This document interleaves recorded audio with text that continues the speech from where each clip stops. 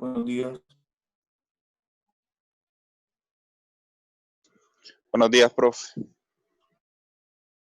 Ya, profe.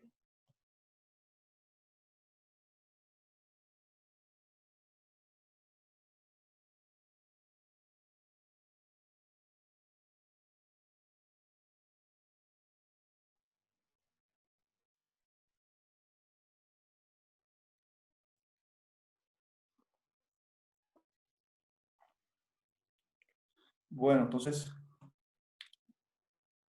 en un momento mientras ingresan los demás. Sin embargo, los que están aquí tienen preguntas. En la última clase hablamos de funciones, ¿no?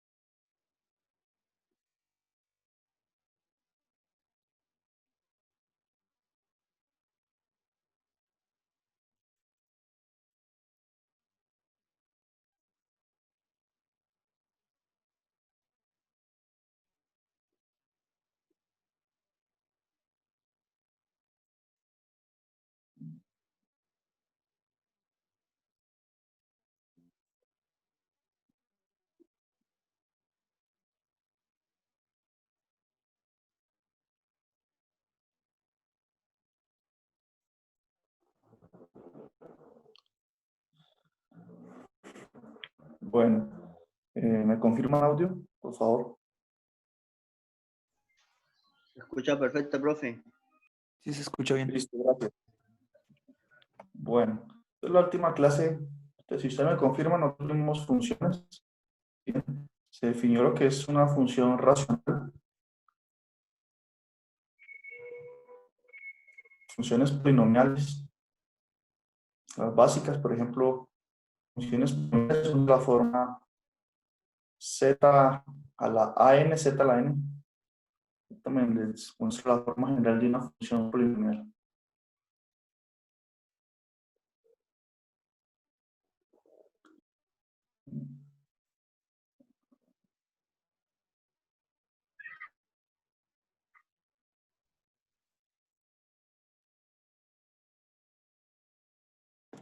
Bueno, aquí están las funciones polinomiales.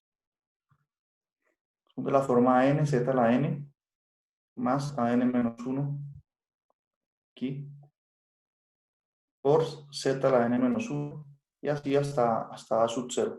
Bien, eso es lo que se denomina un polinomio, una función polinomial. Luego vimos las funciones racionales, que son de la forma pz sobre qz.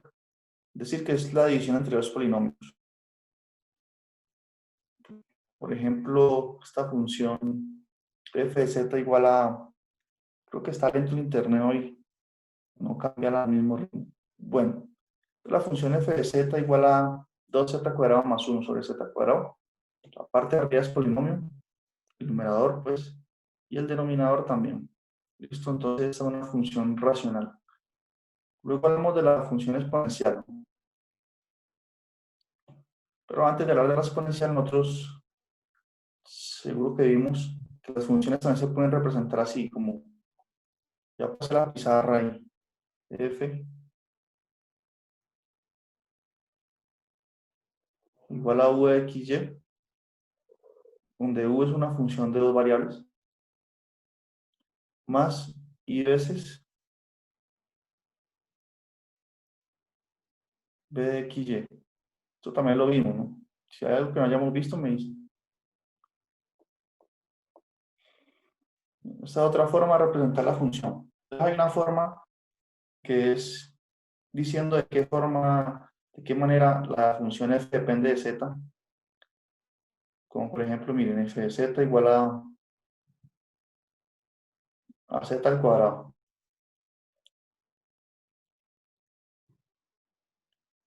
Entonces aquí se está diciendo de qué forma actúa esta función, ¿no? Toma un número complejo z y lo lee al cuadrado.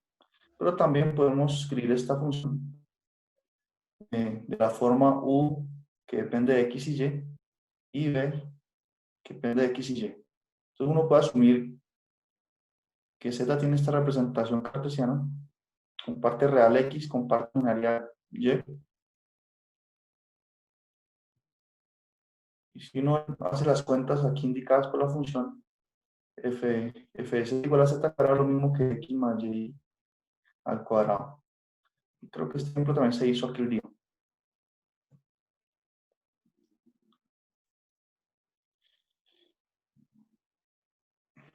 Bien, eso es lo que es Z al cuadrado, X más Y al cuadrado. Y si elevamos eso al cuadrado, usando fórmula del binomio, ¿no? Esto me haría X cuadrado, que es el primero al cuadrado, más 2 veces el primero por el segundo, que sería más 2 veces XY, más Y al cuadrado, que es lo mismo que tener menos Y al cuadrado.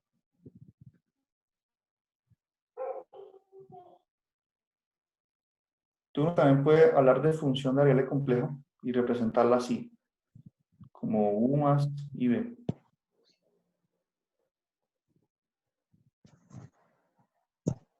Resumen ahí de lo que se hizo la clase anterior, bien.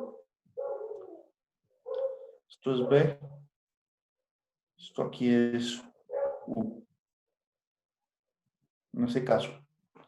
Bien, entonces los que llegaron ahorita tienen preguntas. ¿Está todo bien? No hay ningún problema. Nosotros tenemos quiz esta semana, ¿cierto? El miércoles. Sí, profe. Hay quiz. Bueno. Entonces, esto es lo que se habló sobre las funciones. También se introdujo la función exponencial de z. Bien. Y se hablaron de algunas propiedades de la función exponencial. Permítanme recordarles. La función exponencial se introdujo usando esta notación, U y B. Es decir, que se definió definición f de z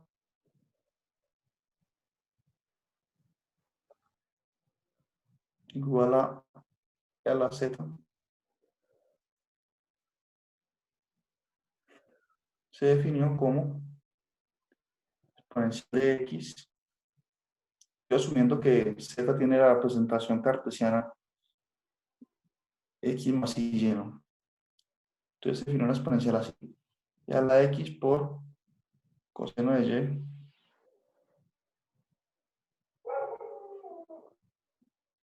y más y seno de y. Bueno, en este caso, ¿quién sería U y quién sería B? Bueno, si subimos la exponencial aquí en paréntesis, la función U, la parte real de la función compleja, es a la x coseno de y, y la parte imaginaria es a la x seno de y. Bien. Y es conveniente usar esta representación en términos de U y de B, porque noten que esas funciones U y B son funciones de variables real. X es un número real y Y es un número real.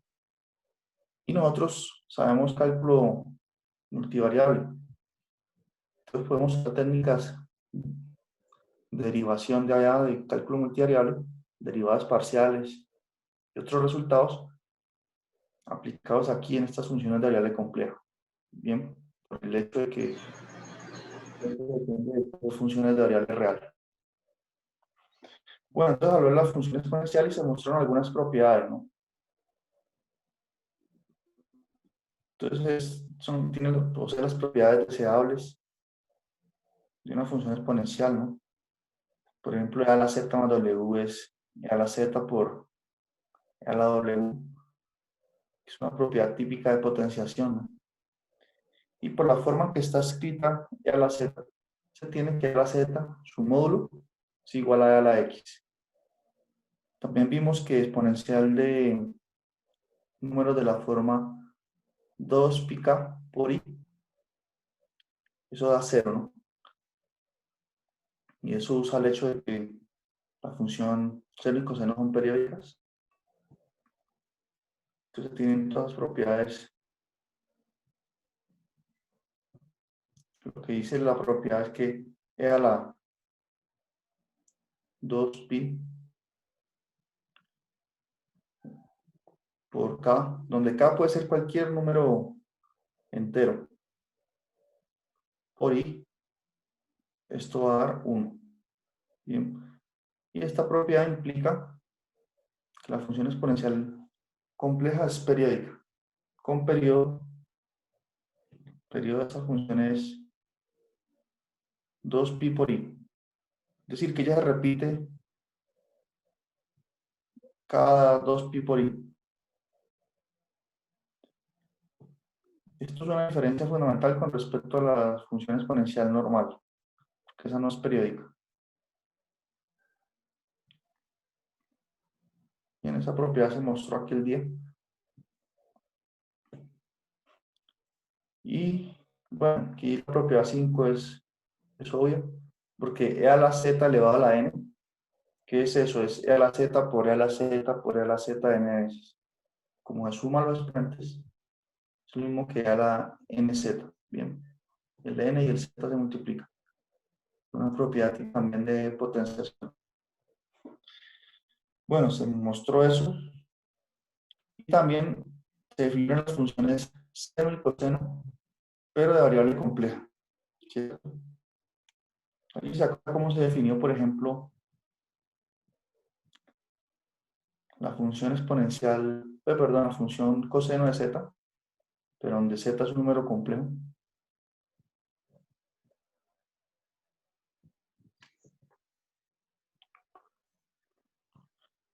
Por ejemplo, ¿cuánto es coseno? Coseno del número i. Coseno de i, ¿cuánto es?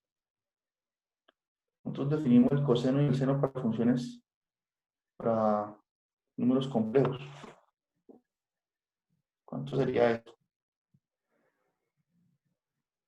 Coseno de la unidad imaginaria.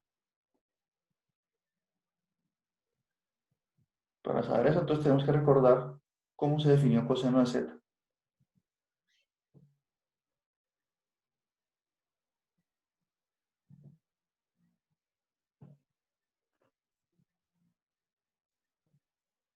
Bueno, ¿quién se acuerda por ahí?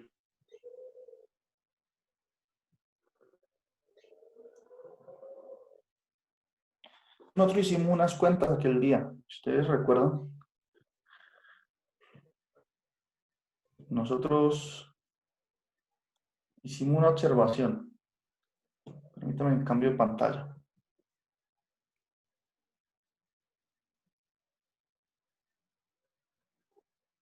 Ahí puse el libro, sino que está lento este internet.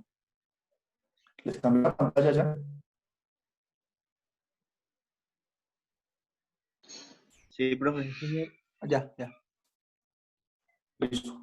Entonces nosotros usamos la fórmula de Euler. O sea, nosotros queremos definir la función coseno de z y seno de z. Bien.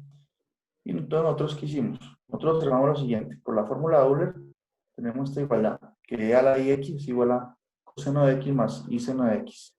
Y que e a la menos ix es igual a coseno de x menos y seno de x. Bien. Y aquí, para tener esta igualdad, se usa el hecho de que la función coseno es una función par, la función seno es impar. Bien. Entonces nosotros sumamos estas dos igualdades y nos dimos cuenta que coseno de x, donde x es un número real, es decir, la función coseno normal, que hemos trabajado siempre, se puede representar de esta forma, como e a la ix más e a la menos ix sobre 2. Bien. Es decir, que la función coseno de x se puede escribir como una combinación lineal de la función exponencial. Entonces, ¿qué ocurre? Siguiendo esa misma idea, pues se definió coseno de z, pero para z un número complejo. Así, ahí pasé la pizarra ya.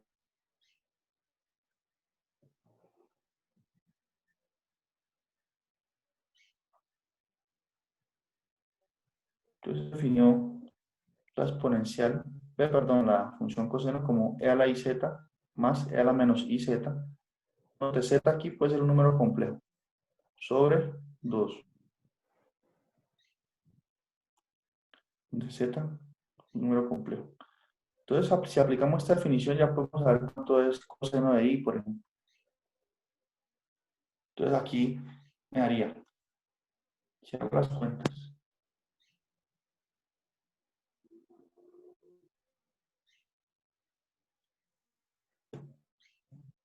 coseno de i sería, ¿qué sería?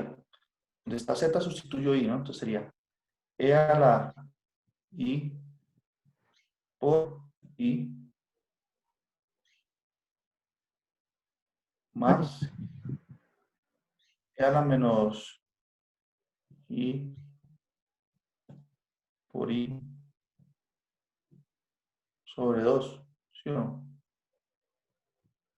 Ahora, nosotros sabemos que i por i es i al cuadrado. Entonces, esto me daría i al cuadrado, que es menos 1. Esto me daría e a la menos 1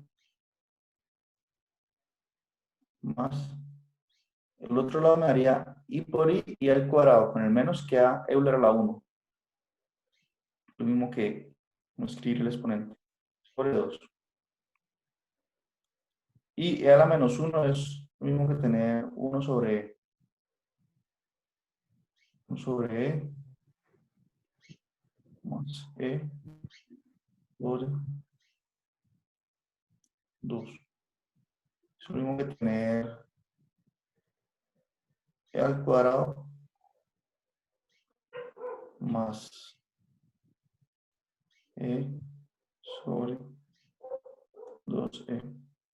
Listo, eso es lo que da coseno de i, de la unidad imaginaria.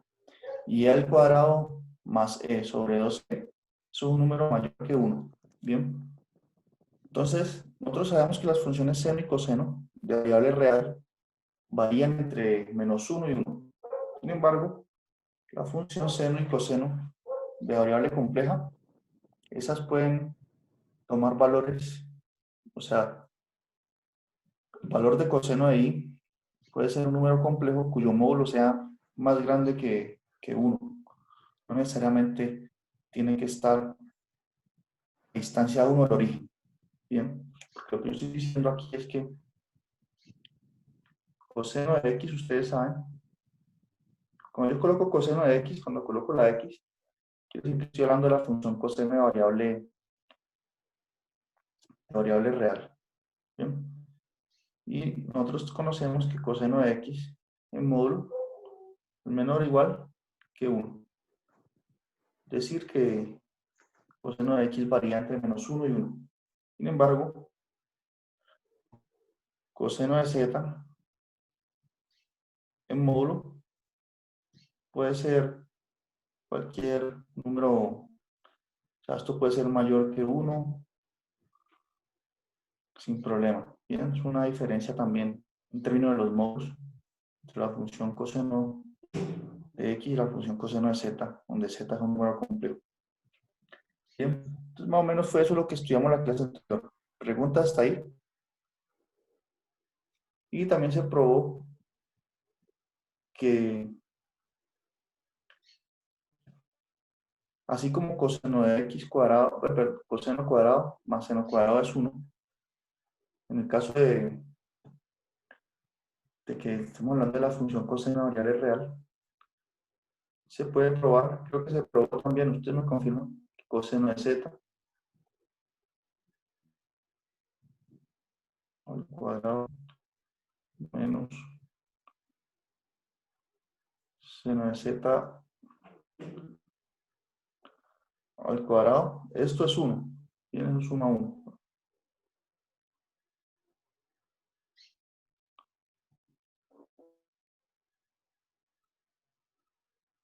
¿Quién me confirma ahí?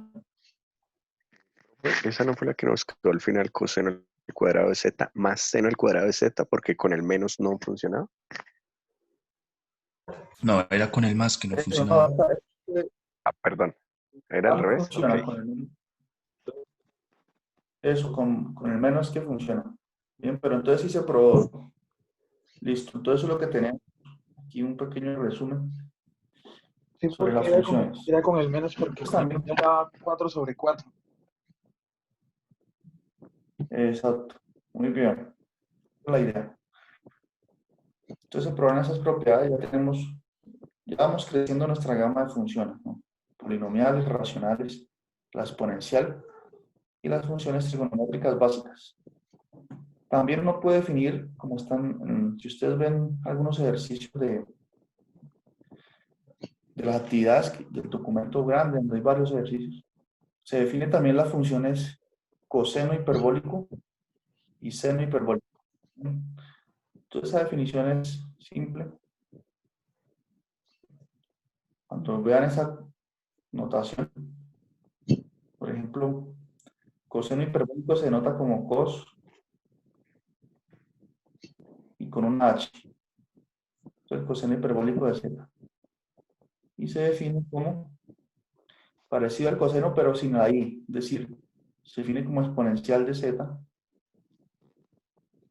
más exponencial de menos z sobre 2. Bien. Esa es la definición de coseno hiperbólico. Y esta definición tiene el mismo espíritu del coseno hiperbólico con variable real. Bien. Coseno hiperbólico con variable real. Y seno hiperbólico de z. Esto es una definición. Se define como, miren la notación, ¿no? Es seno y con una h al final, para referirse a hiperbólico. Se define como e a la z menos e a la menos z sobre 2. Entonces, miren que estas funciones se están definiendo a partir de la exponencial, ¿no? Entonces, tenemos eso. Y veamos algunas propiedades que son semejantes a las funciones coseno y seno.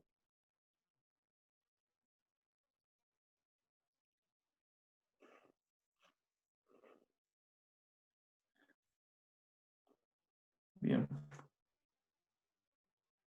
A ver, aquí está más. Bueno, después de que uno define seno y seno para variable compleja, entonces tangente pues se define como seno sobre coseno, ¿no? Normal.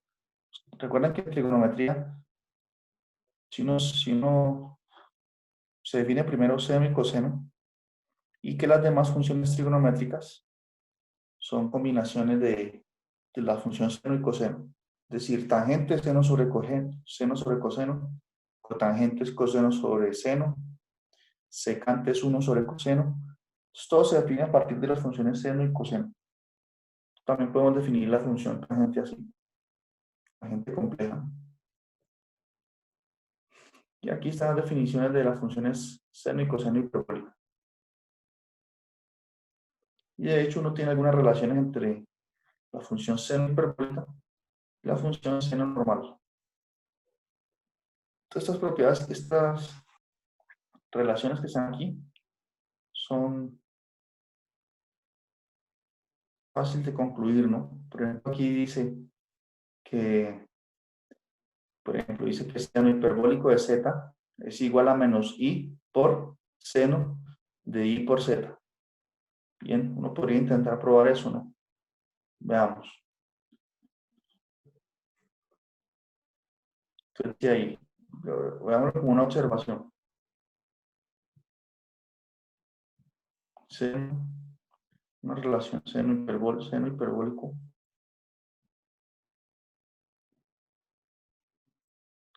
de z es igual a menos i por seno de i por z. Bien, entonces, ¿cómo se probaría eso? Entonces, nosotros sabemos que, a ver, vamos de un lado a otro. Entonces, en este caso, vamos a probar que, vamos de aquí, partamos de esta expresión, menos i seno de iz. De ahí, hagamos cuentas y lleguemos a que eso es igual a seno hiperbólico de z. Entonces, menos i seno de iz es lo mismo que, digamos, menos i por, entonces abro paréntesis, y seno de iz, ¿qué es? Por la definición de seno de z, Seno de z es exponencial de iz menos exponencial de menos iz sobre 2. En este caso, permítame, yo escribo así. Ahora un paréntesis aquí, exponencial menos exponencial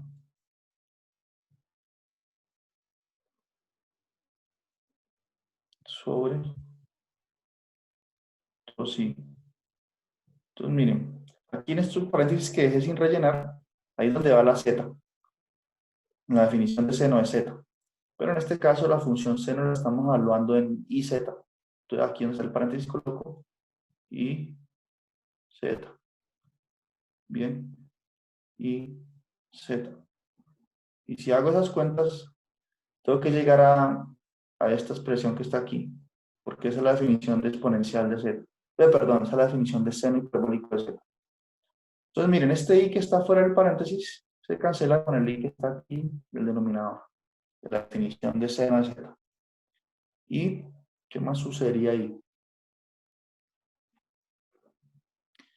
Y noten que i por i me da i al cuadrado. Entonces, este primer paréntesis, esa primer exponencial, va a dar e a la menos z. Bien. Y el segundo, me queda aquí menos. I por i. Bueno, aquí es con un menos, perdón. Ese menos va de la fórmula de seno de z. I por i me da i al cuadrado, con el menos me da positivo. Queda aquí e a la z sobre 2. Y si yo opero el menos que está aquí fuera del paréntesis, el menos que viene aquí, miren, que quedó aquí, ese menos cambia el orden de la expresión del numerador. Tengo que quedar primero e a la z menos e a la menos z y llegamos a esto. Y así pues se prueba esa igualdad. Lo mismo que tener seno hiperbólico de z, ¿no? Así se trabaja con estas expresiones. ¿Quedó claro esos pasos ahí? Simplemente partí de esta definición de seno de menos, perdón, de seno de iz, apliqué la definición y hice las cuentas y llegué a esto, que es igual a seno hiperbólico de z, por definición. Miren. Y entonces esas propiedades son muy sencillas de verificar, todas esas relaciones. Por ejemplo, aquí dice que seno de z es igual a menos i, seno hiperbólico de iz. Entonces esto se prueba de forma semejante. Bien, entonces tenemos eso. Y se pueden probar relaciones, por ejemplo, coseno hiperbólico de z menos seno hiperbólico de z también da 1. Bien, se comporta semejante al caso de la función seno y coseno normales. ¿Qué más se puede decir de estas funciones?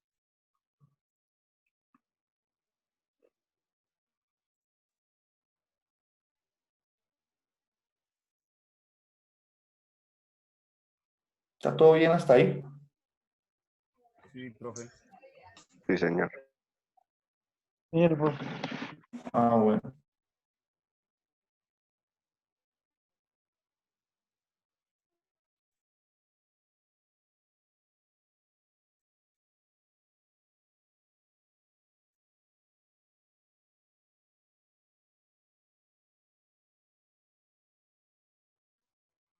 Bueno, entonces aquí se hace una observación de los ceros, donde las funciones seno y coseno se anulan.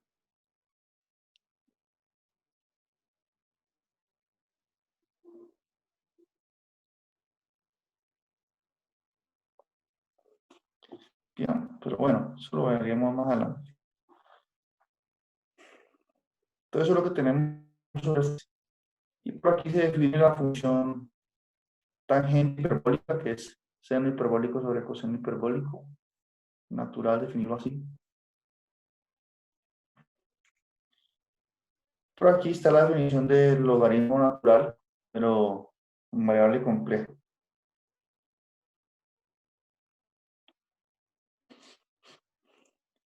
Sin embargo, a ver, la función logaritmo natural se definió allá en cálculo integral como, bueno, hay varias formas de definir la función logaritmo natural. Si uno piensa en el caso de variable real, si uno piensa en la función f de x igual a la x, la función logaritmo es la inversa de la función exponencial. Bien. Entonces, el logaritmo natural de ln de x es la inversa de esta función. Digamos que es e a la x inversa.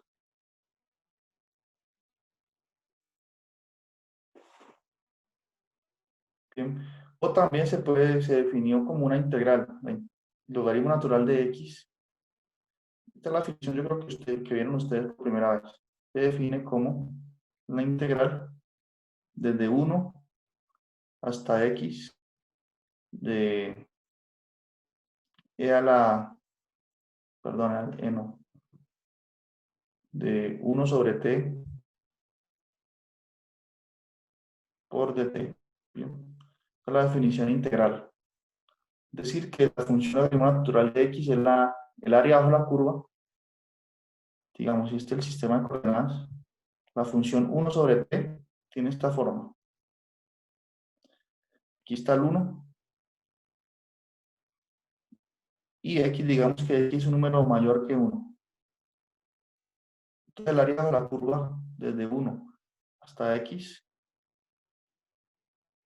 esta área, es esa integral que yo escribí ahí, de la curva 1 sobre t. Entonces así se puede definir la función logaritmo natural. De esta definición es claro que el logaritmo natural de 1, ¿cuánto es?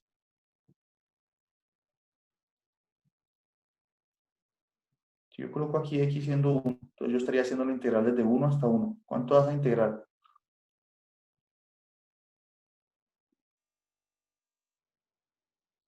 0. 0, ¿no? Entonces, el logaritmo natural de 1 es 0. Entonces hay varias formas de abordar el tema de la función logaritmo natural. En el caso de variable real, si la vemos como la inversa de la función exponencial, entonces debe exigirse pues que la función exponencial sea inyectiva. Bien. Que de hecho la función exponencial es inyectiva. Pero en el caso de variable compleja, exponencial de z no es una función inyectiva. De hecho, es una función periódica. ¿Ustedes saben cuál es el criterio? Si uno tiene la gráfica de una función, ¿cuál es el criterio para ver si es inyectiva? ¿Verdad que esta función, si la gráfica así es inyectiva o no?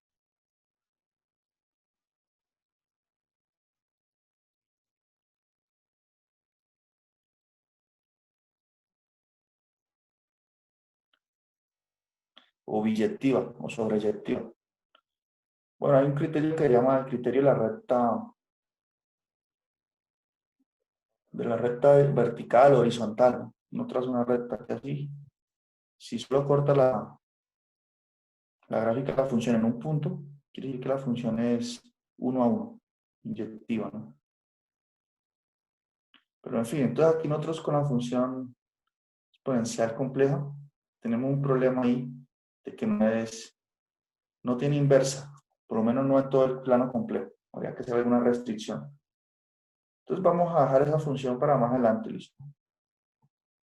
Por el momento no necesitamos mucho conocer esta función logaritmo natural.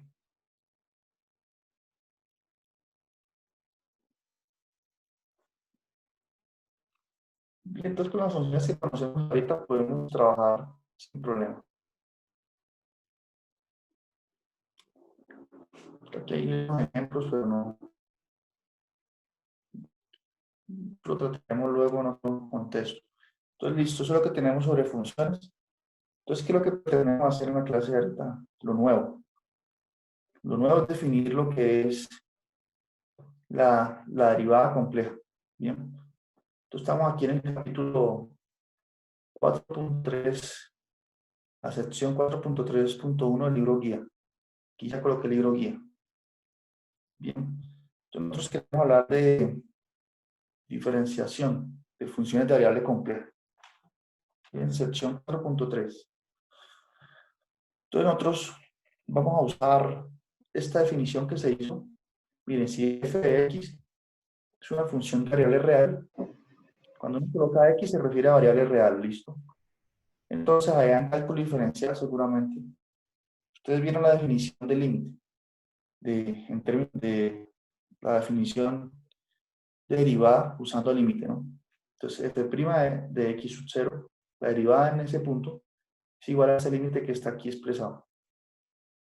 Que de hecho, esa es una forma de presentarlo, o también creo que ustedes la vieron así.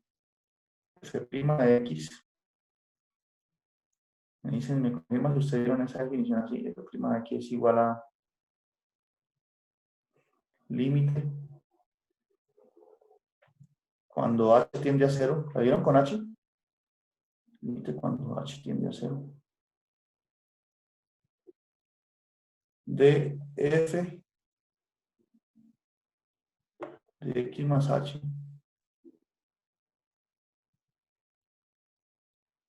menos f de x sobre h. Creo que ustedes vieron esta definición de la derivada f' de x. Bien, entonces esta misma definición vamos a seguirla aquí en variable compleja, salvo algunos detalles, ¿no? En el caso de variable compleja, que una función sea diferencial en un punto, ese hecho es más fuerte que esta definición que está aquí. Ya vamos a ver por qué. Pero ¿sí se acuerdan de esa definición o no? Sí, algo así, profe. Sí, señor. Eso. Esta definición tiene una interpretación, ¿no? Que es la pendiente de la recta tangente. Es decir, si la gráfica de la función es, digamos, así, y yo estoy derivando en este punto x aquí. Entonces, f' de x es la pendiente de la recta que es tangente aquí en este punto a la gráfica de f. Es esa inclinación. Bien. Entonces, nosotros vamos a definir de forma semejante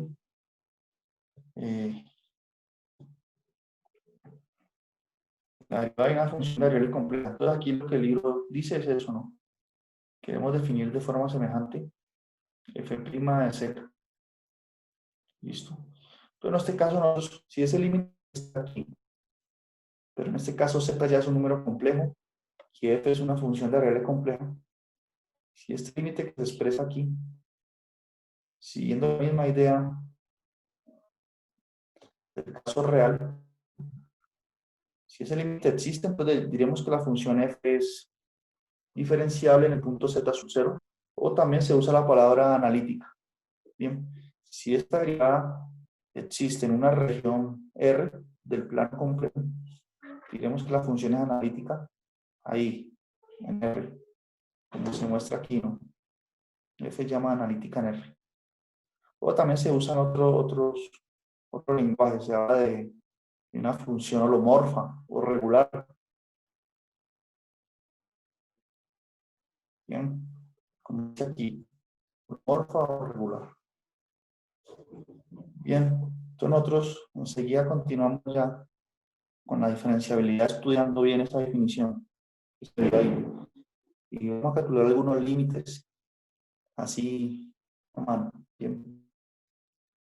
Entonces nos queda un minuto, descansen 10 para que tomen café y ya continuamos. Vale, profe. Bueno. Listo.